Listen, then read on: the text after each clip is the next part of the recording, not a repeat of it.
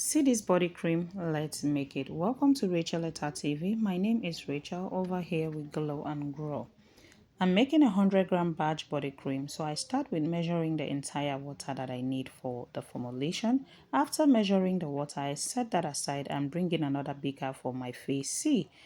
In the beaker, I poured in Hydroxy Ethyl Urea, and from the water I measured and set aside is where I am turning in a little bit of water to help me dissolve my urea. Urea moisturizes the skin. It is a mild exfoliator. It helps to control itchy skin. So I'll stir that with my stirring rod until it dissolves.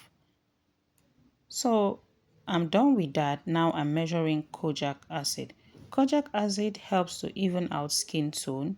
It helps with age spot and sunspot. So I'll pour that in the same face C beaker, that is my cool down face, and mix with my stirring rod until I am satisfied until I feel like it has dissolved. So that's the mixing going on there. So I set that aside because I'm done now. I proceeded to measure my niacinamide, aka Pro Vitamin B3, and also put in the same beaker. Niacinamide improves skin protective barrier. It also helps improve your skin texture. It's an amazing ingredient. So I'm done with my face C and I'm introducing back that water, which is my face A. And I'm putting in vegetable glycerin right now. We all know what glycerin is. Glycerin is a humectant. It helps with dryness. It has antimicrobial properties. So that is me mixing it. After that, the next thing I'm putting inside is rose water. Rose water is anti-inflammatory. It improves hydration, tone, and tighten the skin. After that, I put in some cucumber extract, which also does the same thing like rose water and firm the skin. After that, I put in some disodium EDTA, which is a chelating agent that helps bind the metal ion that might be present in the water.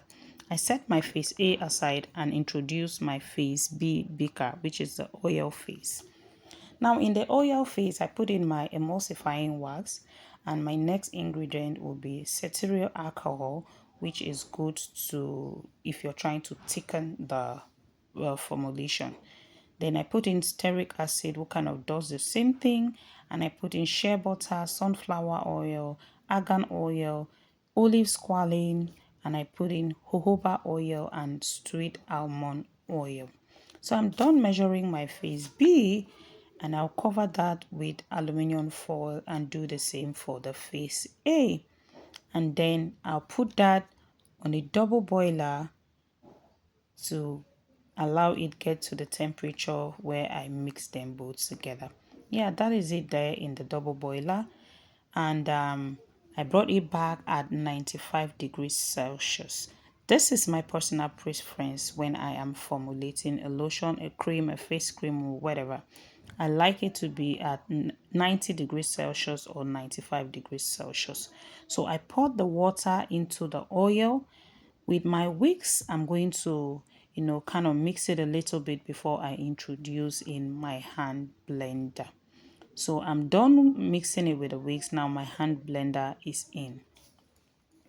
So I'm going to blend this for at least 50 seconds or 60 seconds.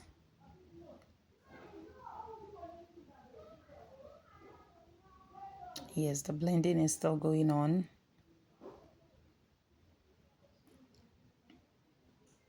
So I kind of gave it a rest and I came back to blend again for another 10 or 20 seconds.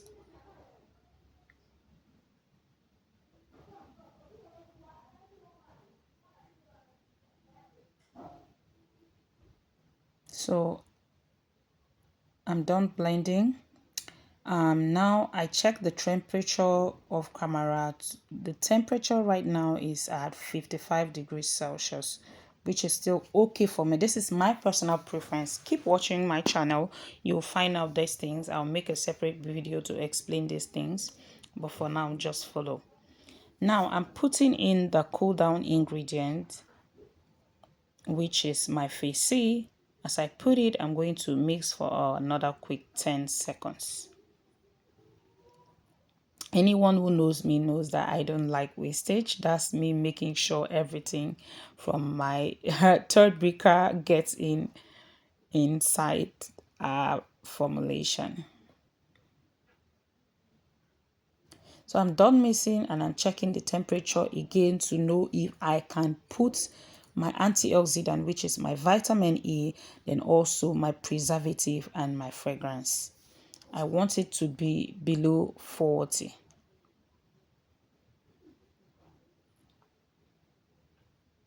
So it has, it's at that time right now where I can put, that's my vitamin E that I'm putting inside, which is a powerful antioxidant.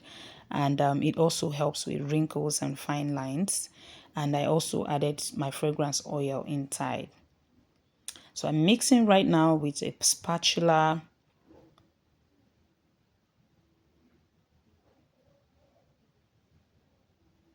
Then I put in my preservative, which is Liquid Jamal Plus, which is a broad spectrum preservative. Mixing again with my spatula.